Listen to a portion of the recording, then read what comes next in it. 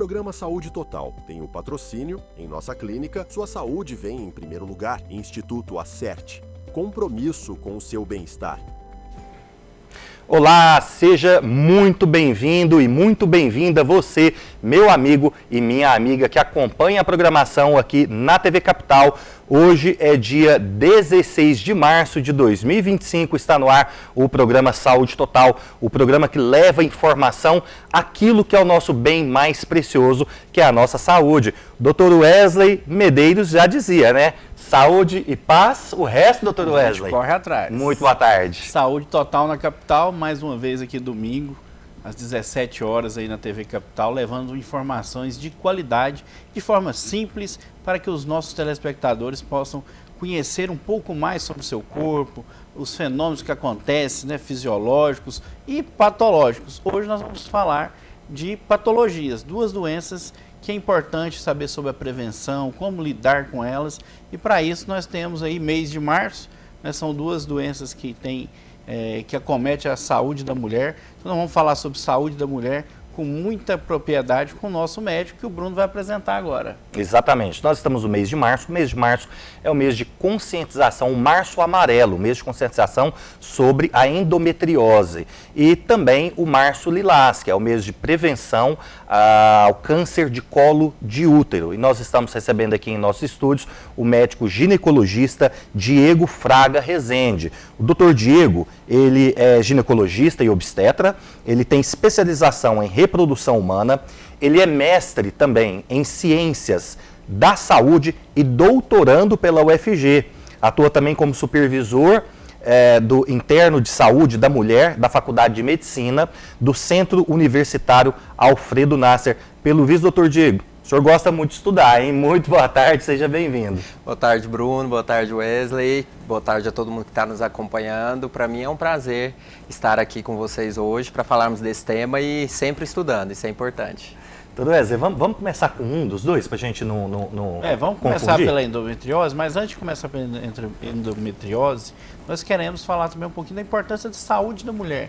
É importante da mulher buscar regularmente o ginecologista, né? Então é importante a gente destacar essa questão da saúde da mulher, que tem essas duas patologias que nós vamos tratar hoje. Então o senhor que é ginecologista, obstetra, pode falar para nós um pouco de saúde da mulher? O que é importante na saúde da mulher? Wesley, saúde da mulher, nós ginecologistas somos o clínico geral da mulher, né? Quando a gente pensa em bem-estar, não somente saúde física ali do corpo, mas as doenças mentais, os fatores psicológicos, bem-estar, né? A gente sabe que a mulher passa por várias fases da vida, desde aquela pré-adolescente quando começa a menstruar, a mulher que entra na vida reprodutiva, depois vem as intercorrências aí do climatério, que é aquela fase ali da menopausa, pós-menopausa. Então, ao longo de toda a vida, a mulher precisa sempre ter um ginecologista por perto, porque ela vai ter sintomas específicos de cada área e nada melhor do que a prevenção. Então, quando a gente fala de cuidado com a saúde da mulher, a gente está falando principalmente de medidas para prevenir doenças que hoje a gente consegue com exames e o acompanhamento muito perto aí de próximo, entregar uma qualidade de vida e uma expectativa de vida aí para essa mulher, para que ela viva por muito tempo e com saúde. Com saúde. Então vamos começar pelo... Qual que você prefere, amarelo ou lilás? Vamos falar do março amarelo. O meu sobrenome é Rosa, Bruno Nascimento Rosa. Então seria o lilás, mas vamos falar do março amarelo, que é de conscientização sobre a endometriose. O que é a endometriose, doutor? Quais são as suas causas e o tratamento?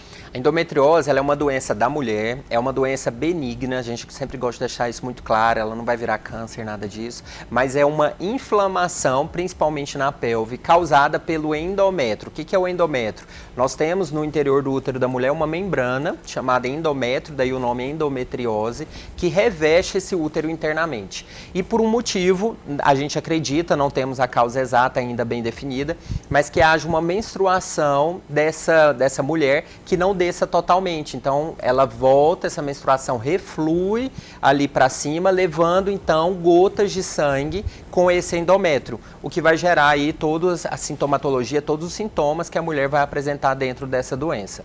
O tratamento, ele é muito individualizado, né? Então vai depender muito do que a paciente tem de sintoma, da extensão da endometriose, do grau dessa endometriose, porque a gente tem formas leves e formas mais profundas, né? Então a gente tem tratamento com medicação, tratamento com cirurgia, tratamento com dieta, que tem surtido bastante efeito positivo aí para essas mulheres no alívio dos sintomas.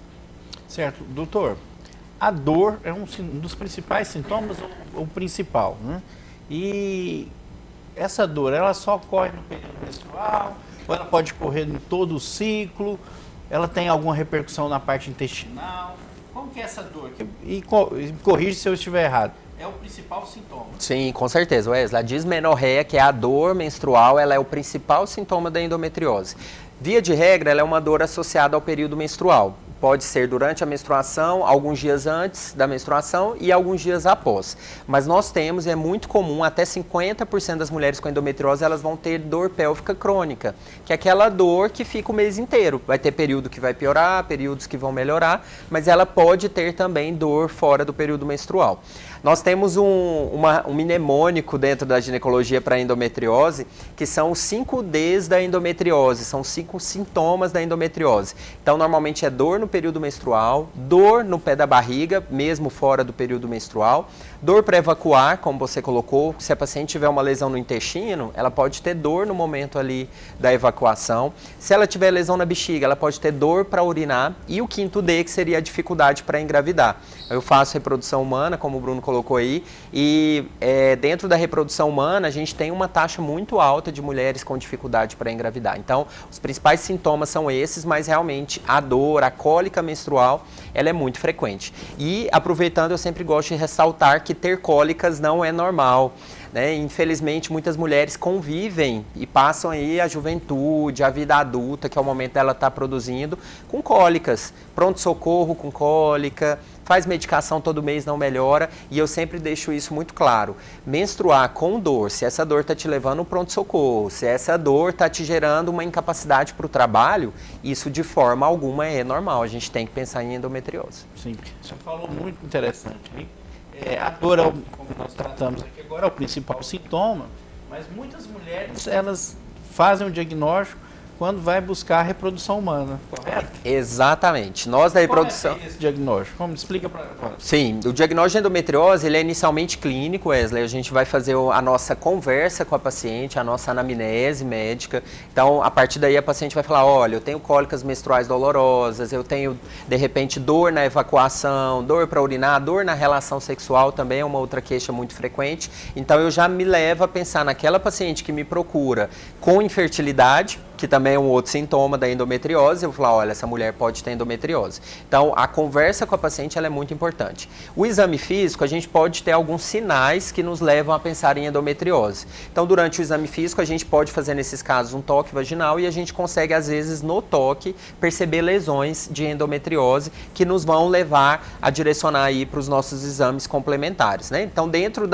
dos exames de imagem que a gente utiliza para confirmar a endometriose, a gente tem basicamente 2 exames. Um seria uma ressonância pélvica, de preferência com preparo intestinal, para ressonância e investigação de endometriose, e um outro exame que tem sido também amplamente utilizado, que é um ultrassom vaginal com preparo intestinal. Então, ele é um ultrassom daquele básico que a mulher faz, só que com o diferencial de ter preparo intestinal e feito preferencialmente por profissionais habilitados, por profissionais que sabem aprofundar nessa investigação durante ali o ultrassom. Então, são essas 2 ferramentas que a gente tem de diagnóstico, ou o ultrassom ou a ressonância da pelve. E o ultrassom, ele substitui a ressonância com uma acurácia boa? Porque, assim, nós telespectadores, a gente sabe que, infelizmente, saúde pública no Brasil vive capengando, né? Então, às vezes, é muito difícil conseguir uma ressonância magnética. Sim. Então, assim, você tem esses sintomas, tem a parte clínica, tem os sinais do exame físico, né, o que você falou, mas a gente preocupa com o nosso telespectador lá entender, nossa, eu preciso fazer uma ressonância, senão não vai fazer o diagnóstico. Será que se eu for num bom médico, ele fazer uma boa anamnese, um bom exame físico, e fazer um ultrassom, que a gente sabe que o custo é menor, mesmo sendo um operador dependente, né? Para entender o que é operador dependente, nosso telespectador é a pessoa que faz o exame. Quem tem mais experiência, às vezes tem uma uma eficácia, uma eficiência maior no diagnóstico, correto? Exatamente. A gente tem esse grande obstáculo, Wesley, né? Infelizmente, esses exames não são acessíveis para toda a população, a gente sabe disso. É muito comum a gente receber pacientes que às vezes faz aquele ultrassom básico e vem sempre o laudo normal. Então, o laudo normal tem aí 8, 10 anos, tanto é que nós temos estudos que mostram que a paciente leva em média 8 a 10 anos para ter um diagnóstico de endometriose. Por quê? Ela faz um exame, às vezes, que a qualidade é inferior, e aí vem normal, mas a paciente tem uma lesão, um exame que não foi feito o preparo. Então, é claro que a gente precisa flexibilizar essas situações, entender o contexto da população de uma forma geral, e eu sempre sugiro o seguinte nesses casos: se você tem um exame que está normal, mas a paciente está te dizendo que ela tem cólica, que ela fica de atestado médico, que ela não consegue trabalhar, às vezes tem a dona de casa lá que trabalha em casa, ela para de fazer as coisas de casa, porque ela tem cólica e tudo, e precisa tomar medicação para dor todo mês. Eu posso começar o tratamento da endometriose mesmo que eu não tenha um exame que me mostre que tem a lesão? Posso. Eu vou fazer o que a gente chama na medicina de prova terapêutica. Eu vou dar a medicação para a paciente e ver se ela melhora. Melhorou? Isso, em tese, vai confirmar a minha hipótese, que era da endometriose. Então, não é porque, às vezes, a paciente não consegue fazer um exame, ou que o exame vem normal e a gente fala, ó, a senhora não tem nada, pode ficar tranquila, sendo que ela tem. Como que ela não tem nada se ela tem cólica, se ela tem todos os outros sintomas? Então, a gente tem que realmente flexibilizar nesses casos aí e oferecer o melhor tratamento. Excelente. Existe uma taxa hoje de mulheres que são acometidas pela endometriose, porque é bem curioso o que você disse, né, doutor Diego? Cólica não é normal, e o que a gente mais vê são mulheres reclamando de cólica. Existe uma taxa hoje de pessoas de mulheres acometidas? Sim, Bruno. Hoje a endometriose nós não temos assim grandes estudos que mostram aí a taxa real, até porque a gente tem uma subnotificação, subdiagnóstico dessas doenças, ou seja, a gente espera que tenha muito mais mulheres sofrendo com a endometriose do que o que realmente é notificado, porque muitas não procuram pronto-socorro, não procuram um serviço médico, né, ambulatorial, muitas procuram e não têm um diagnóstico fechado, mas nós temos uma prevalência aproximada de endometriose de mais ou menos 10%. Parece pouco, mas se a gente for pensar, a cada 10 mulheres, uma tem endometriose e são mulheres em idade reprodutiva. Então, são pacientes jovens que estão produzindo, que têm vida sexual e que vai ter interferência na vida sexual. Então, são mulheres que podem melhorar muito a sua qualidade de vida a partir desse diagnóstico. Se a gente for pensar em termos de Brasil, né, o último levantamento aí de 2022 a 2024, por ano nós temos cerca de 6, 7 milhões de pacientes, né, isso corrigido para cada ano, mas atualmente 6, 7 milhões de mulheres sofrendo com endometriose. E, claro, como eu coloquei, a gente acredita que esse número seja ainda maior. Excelente. O tratamento para a gente passar para a próxima cor, né, do mês. Exato. Para a próxima patologia, estado patológico aí na questão de saúde da mulher. Tratamento cirúrgico. Quando indica um tratamento cirúrgico, ou às vezes hormônios também, o telespectador tem muita dúvida em relação a quando eu devo usar hormônio, o hormônio vai ajudar, e o medo da cirurgia. Todo mundo fala que quando a doença é cirúrgica, assusta todo mundo, né? Nós tínhamos um professor que falava assim, ó, tem que dar graças a Deus para a patologia que ela é tratável cirurgicamente. Exatamente. Você vai lá, trata e opera, mas o paciente não tem essa visão, né? Será uma visão do cirurgião, não é do paciente. O paciente não quer operar de jeito nenhum. Sim. E a endometriose, Wesley, ela, apesar de termos algumas indicações de tratamento cirúrgico, ela não tem cura. Então, mesmo diferente de uma cirurgia que você vai lá e resolve, tira uma vesícula, tira um apêndice, a pessoa está resolvida, a endometriose eu estou operando para melhorar os sintomas daquela mulher, mas eu não estou dando a cura para aquela mulher, porque ela é uma doença crônica. Então, eu posso ir lá operar daqui um ano e meio, se ela não se cuidou, né, a gente pode ter novos focos de endometriose? Podemos. Então, a cirurgia ela não é curativa.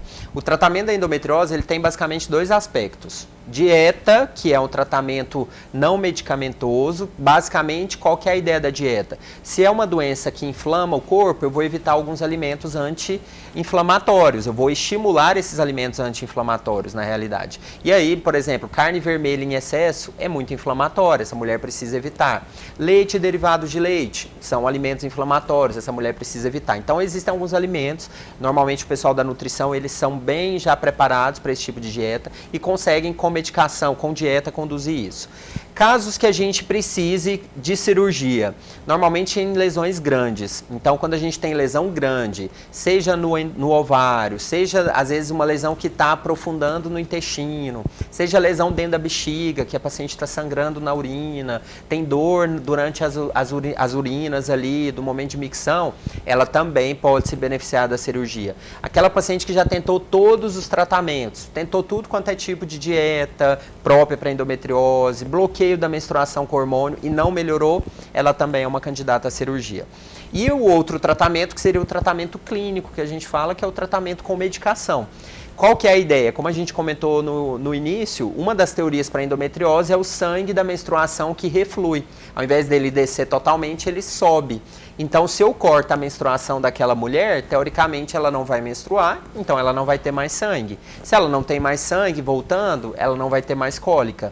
Então, o bloqueio hormonal a gente usa com um perfil de segurança bom, Wesley. A gente sabe que existe receio aí da mulherada utilizar hormônio. Claro que aqui a gente não está falando de prescrição indiscriminada. Então, é uma dose adequada, é uma quantidade mínima ali, só para eu gerar um bloqueio da menstruação. Porque aí ela vai usar essa medicação e ela vai ficar sem menstruar e vai melhorar muito a qualidade de vida. Isso no consultório é muito nítido. A paciente usa no segundo mês, quando ela vem, ela já fala, nós temos uma escala de dor para poder avaliar esses sintomas. Então a gente fala, Dona Maria, de 0 a 10, como é que era a dor da senhora? Ah, doutora, era 10. E agora? Agora está nota 4. Então é sinal que ela melhorou aí pelo menos 60% da dor. É um avanço. E aí eu falo, a nossa meta é chegar na dor nota 0, é 100% livre de dor. Você que está acompanhando o programa Saúde Total aqui na TV Capital, você que ligou a televisão agora, nós estamos falando sobre saúde da mulher. Nós falamos agora sobre a endometriose, né, sobre o março amarelo, e daqui a pouquinho, depois do intervalo, a gente vai falar também sobre o março lilás. Não saia daí, é um minutinho só.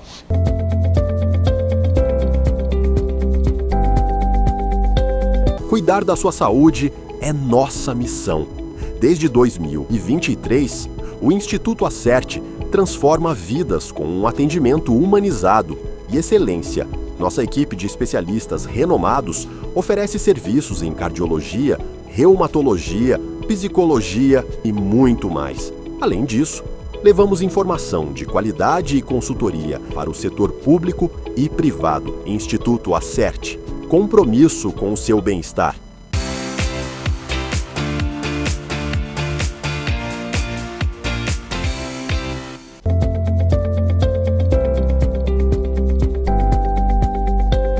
O Saúde Total recebe hoje, voltando aqui do nosso intervalo comercial, o Dr. Diego Fraga Rezende. Ele é médico ginecologista e nós estamos falando sobre a saúde da mulher. Voltando do intervalo, né, Dr. Diego? A gente focar agora no março lilás, que é o mês de prevenção ao câncer de colo de útero. Certo, Dr. Wesley? Isso. E existe uma ligação com o HPV, não é mesmo? Exatamente. Isso. Nós temos aí em torno de 17 mil novos casos por ano. É o segundo câncer, né? O segundo é o primeiro? Na realidade, hoje ele está em terceiro caso de prevalência, ali, de número de casos, depois do câncer de colo e câncer de mama. Câncer de colo retal, que é do intestino, e o da mama, né? O da mama ainda predomina. E hoje, então, nós temos essa grande incidência. Infelizmente, temos mecanismos para prevenir, para diagnosticar, para que nós possamos, né, ter um bom resultado no tratamento. Mas como o Bruno falou, qual que é a relação do câncer de colo de útero com HPV, doutor? Exatamente. Mais de 90% dos casos de câncer de colo de útero estão associados ao papiloma vírus humano, que é o vírus HPV, que é uma doença de transmissão sexual. Então, existem, claro, outras formas de transmissão, mas a via mais frequente é o contato sexual, tá? E esse vírus, ele consegue ir lá para o colo do útero e ele vai provocando alterações nas células que estão lá dentro do colo do útero. E esse epitélio desse colo do útero, ele vai reagindo ao longo de anos, não é um processo rápido, e aí esse HPV ele vai gerando inflamação, cicatrização, até que chega um momento que essas células começam a ter uma multiplicação anormal, que é quando a gente vai ter o câncer de colo de útero já instalado. Então o HPV é o nosso grande alvo no combate quando a gente pensa em prevenção do câncer de colo de útero.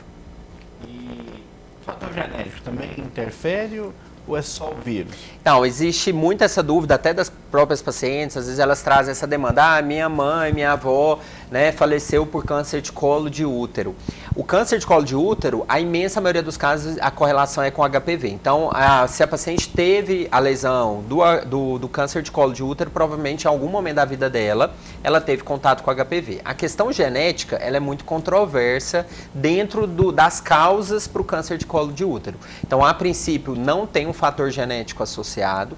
É claro que novos estudos podem surgir e aí, de repente, pessoas que tenham determinada mutação têm mais predisposição, de repente, a ter um contato com o HPV e daí desenvolver mais fácil uma infecção pelo HPV e daí virar um câncer. Ok, mas ainda a gente não tem essa correlação genética bem definida.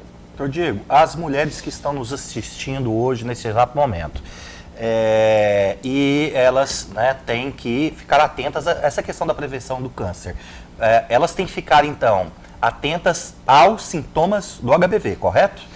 Sim, Bruno. O grande problema é porque a infecção pelo HPV, ela não dá muito sintoma. Na mulher, ela é como se fosse invisível. Exatamente. No homem, ele já aparece como uma verruga. Pode aparecer uma verruga no pênis, na genitália, ali nos órgãos íntimos. A mulher também pode ter essa verruga? Pode. A gente fala ali na região externa, ela pode apresentar essas lesões, que são lesões, inclusive, bem clássicas. O próprio médico clínico, olhando ali, ele consegue olhar e falar, olha, isso é uma lesão de HPV. Só que o tipo, ela pode acontecer, é mais incomum pensando em câncer de colo de útero, por quê?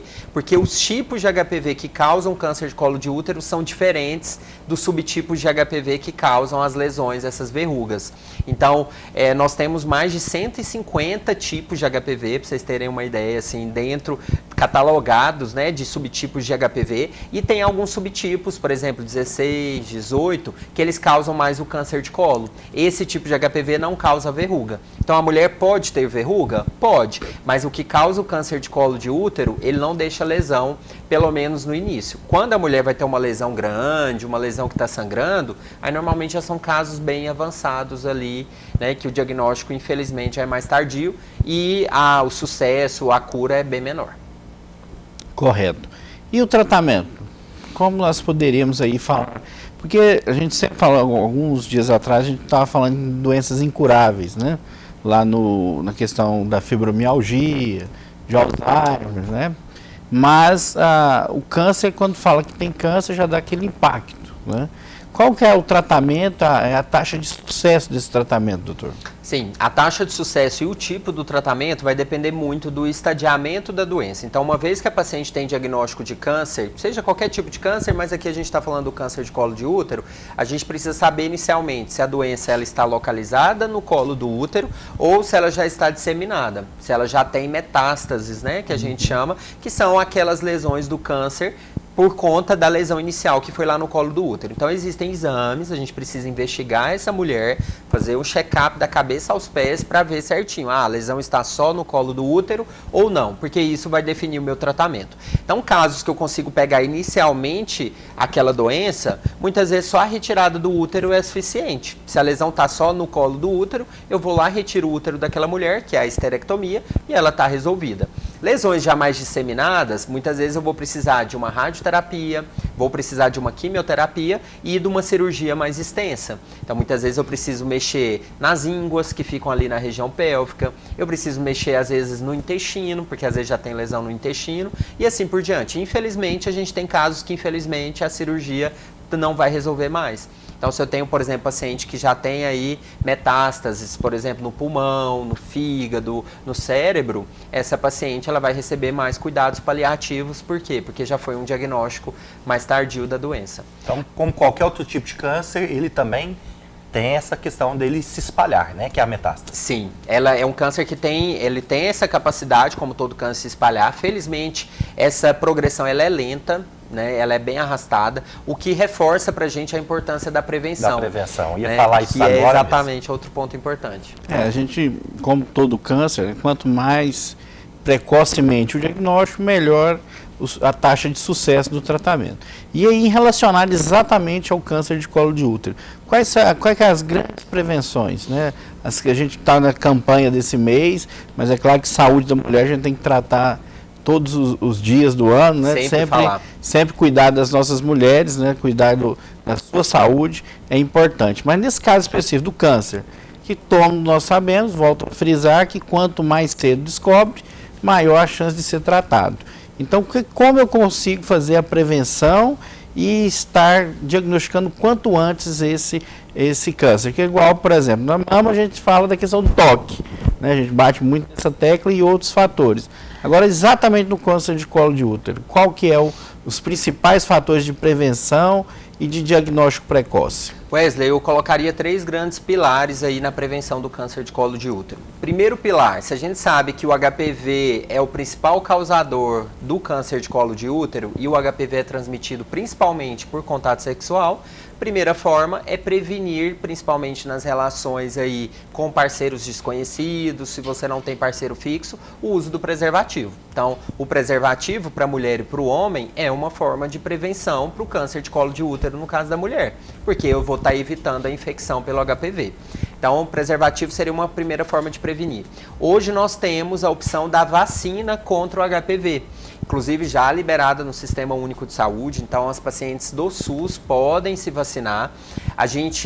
O protocolo do Ministério da Saúde, ele preconiza essa vacina de forma gratuita para meninos, principalmente pelo que o Bruno colocou, porque o menino pode ter lesão de HPV no pênis ali, nos órgãos íntimos, e para a menina, né, por causa principalmente do colo de útero. Essa vacina ela é liberada aí dos 9 aos 14 anos, dos 9 aos 14 anos para as meninas e dos 11 aos 14 anos para os meninos. Inclusive já teve muita polêmica sobre esse assunto, né, doutor Diego? Exatamente. Sobre essa questão da idade, né? Qual que é o seu posicionamento? Então, como médico, a gente precisa recomendar essa vacinação. A grande discussão na época foi porque, de repente, você poderia estar estimulando, né, a questão sexual de crianças ali numa fase ainda muito precoce, porque você vacina uma criança contra o HPV com 9, 10 anos, você vai explicar, às vezes até na própria escola, palestras sobre educação sexual e falar, né, olha, isso é para prevenir HPV, que é um vírus transmitido por contato sexual. E realmente, na época da inserção dessa vacina dentro do protocolo de imunização nacional, houve muita polêmica e muita discussão,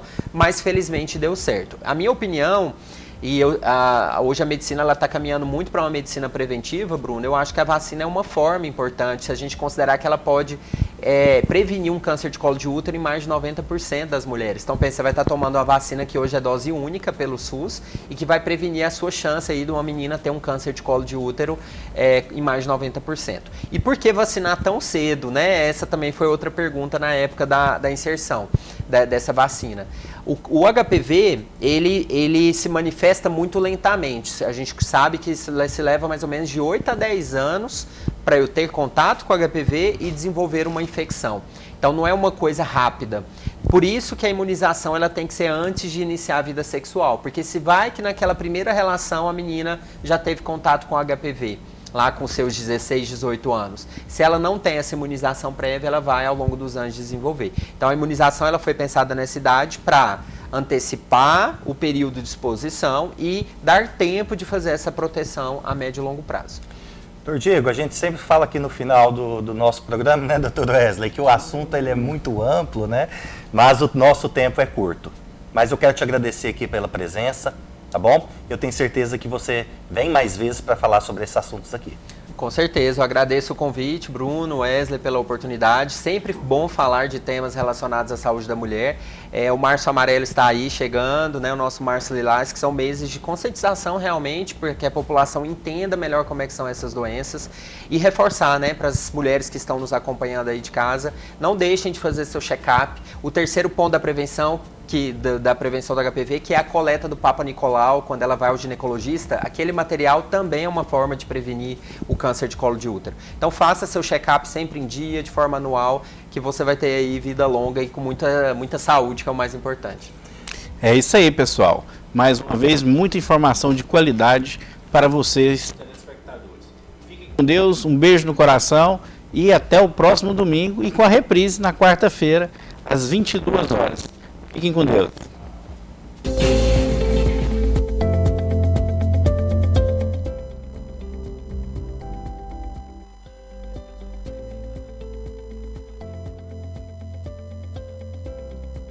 O programa Saúde Total tem o patrocínio, em nossa clínica, sua saúde vem em primeiro lugar, Instituto Acerte. compromisso com o seu bem-estar.